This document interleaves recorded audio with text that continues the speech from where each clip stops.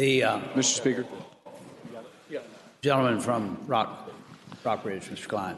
Mr. Speaker, speaking to the bill. Mr. Speaker, Senate Bill 1315 codifies regulation regarding the storage of firearms by foster families, and I would move the passage of the bill. Mr. Speaker. Gentleman from Fairfax, Mr. Sullivan. Mr. Speaker, will the gentleman yield for a question? Gentleman yield. I will. Gentleman yields. Mr. Speaker, you won't be surprised. No one in the body will probably be surprised to know that I don't own a gun. I've never owned a gun. But I would ask the gentleman, isn't it the best practice for gun safety in a home in which a child is present to store a gun separately from its ammunition? Mr. Speaker, I would say the gentleman not necessarily. And I think that in most homes the guns are stored in close proximity, if not with the ammunition. Further question, Mr. Speaker? Gentleman yield. I yield. Gentleman yields. Mr. Speaker, I would ask the gentleman, isn't it true that the current regulation for foster parents in Virginia, which this bill is getting ready to override, requires that guns and ammunition be stored in separate locked locations? Mr. Speaker, that's my understanding. Speaking of the bill, Mr. Speaker. I've got a couple of other people ahead of you, but I'll come back to you. Gentleman Prince William, Mr. Lingenfelder. Thank you, Mr. Speaker. I'd like to speak to the bill. Gentleman has the floor. Thank you, Mr. Speaker.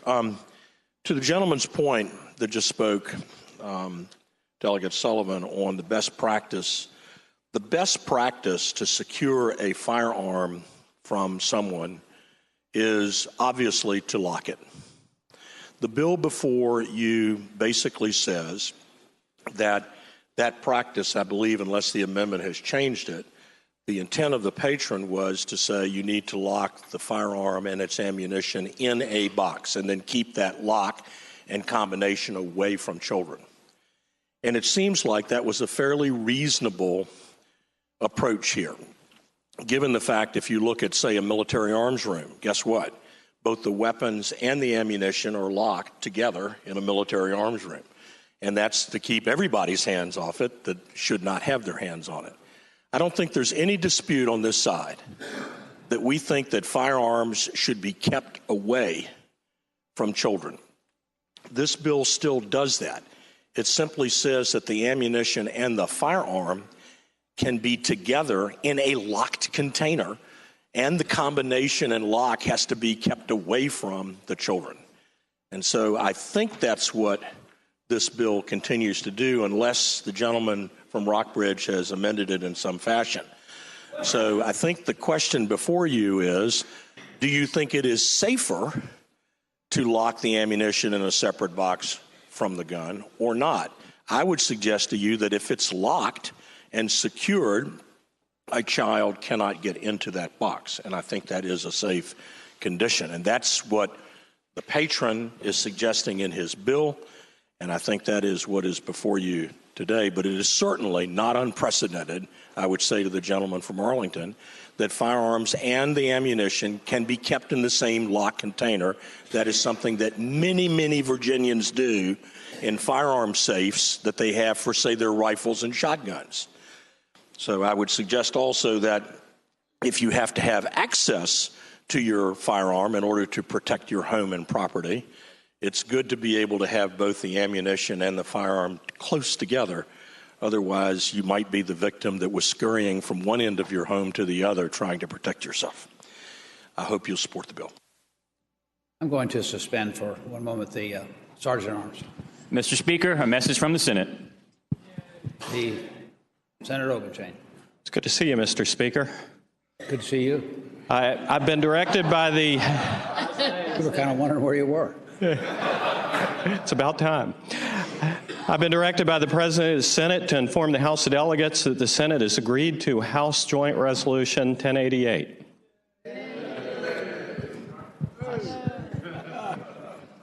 The gentleman from Shenandoah, Mr. Gilbert. Speaking to the bill, Mr. Speaker. Gentleman has the floor. Mr. Speaker, I just wanted to clarify for some of our members who may be confused about the Klein, Gilbert, Weber, Tyler, Hope, Corey, Lopez, Simon, et cetera, coalition. that the gentleman from Rockbridge and the gentleman from Fauquier and I intend to vote in favor of this bill, despite our reservations that were much different from the reservations that the others had on the other side of the aisle. The bill appears, in one respect, to revisit or restate existing policy, whether that's federal law or DSS policy, and it is the more relaxing aspects of the bill that tend to give a homeowner, someone who is a foster care provider, more rights, which are much less restrictive than the regulations. And so our concern was with having the appearance of restricting them in the first place, which in fact we are not doing by passing this bill. By passing this bill, we're affording those foster care parents more rights to protect themselves and their foster children. And despite the drafting that we took issue with, we believe that it is a positive step forward in helping such people protect themselves and such children. So we'll be voting in favor of the bill. Thank you, Mr. Speaker. The gentleman from Fairfax, Mr. Sullivan. Thank you, Mr. Speaker. Speaking of the bill. The gentleman has the floor. You know, ladies and gentlemen, when I first read this bill, it seemed like a good idea. Putting guns in safes sounds like the smart thing to do. But then if you scratch at it just a little bit, what you find out that what this bill is doing is weakening current rules, the current regulations that govern foster parents in Virginia. I asked the gentleman about it. Let me read you the regulation. Title 22, Agency 40, Chapter 14, Section 200. Section F requires that the firearms be locked in one place. And Section G requires that ammunition be locked in a separate location. That's the current state of the law in Virginia. It's the current state of what we require of foster parents in Virginia. I did a little research, ladies and gentlemen. Read a magazine I'd never read before. It's a publication of the United States Concealed Carry Association. An article published just a year ago by Beth Alcazar titled "How to Properly Store Your Firearms When You Have a Kid in the House." And what it recommends is that to be safest, the safest way to store guns in a home in which children are present is to secure the firearms in a locked safe, separate and apart from ammunition, which is locked somewhere else. That is the gold standard for how to keep children safe in a home, and it is the standard to which we now, here in Virginia, hold and have held for some time our foster parents. Now, unfortunately, we can't get every parent in Virginia to store their guns and ammunition that way, and we all know the sort of tragic statistics associated with that. But here's a situation where we are responsible. This is the foster care system here in Virginia, the system that we oversee. And we have in place a rule that we know to be the safest way to do it. And what this bill does is weaken that rule.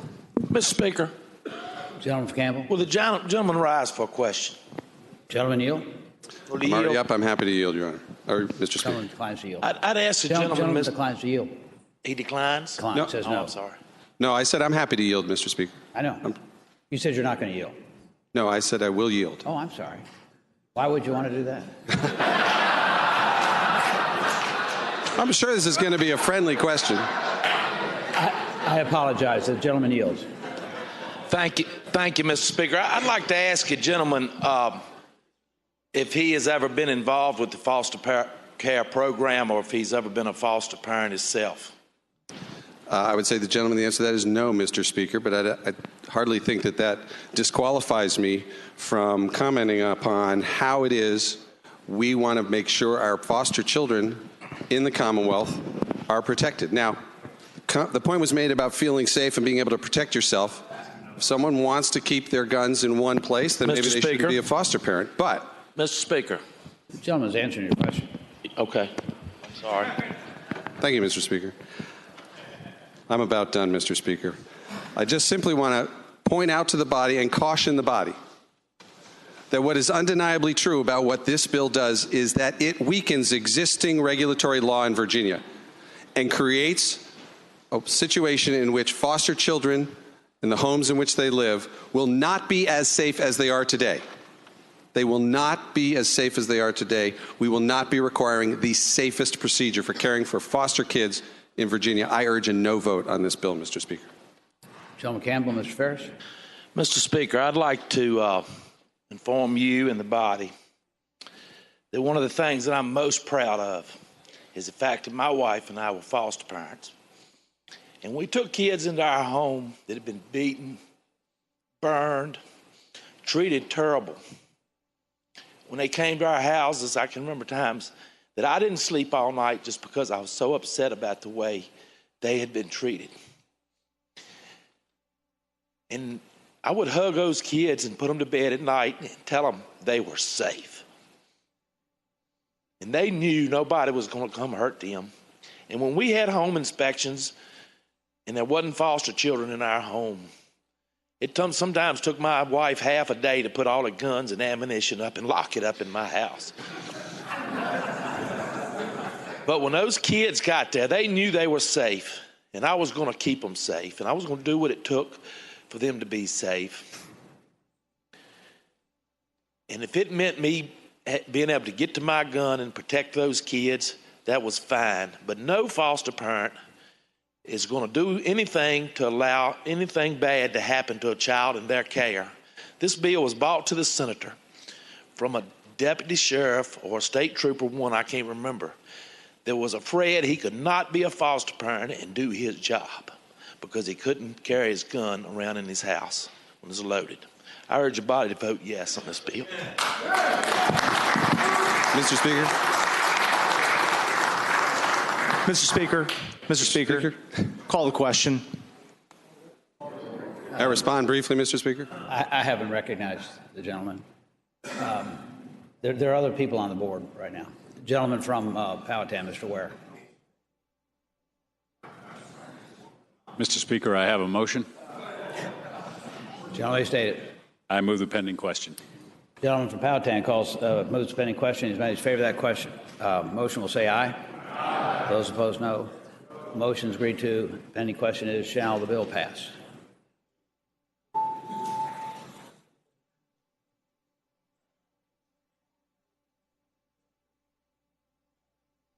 Clerk will close the roll. Ayes 65, noes 35. Ayes 65, noes 35. The bill is passed.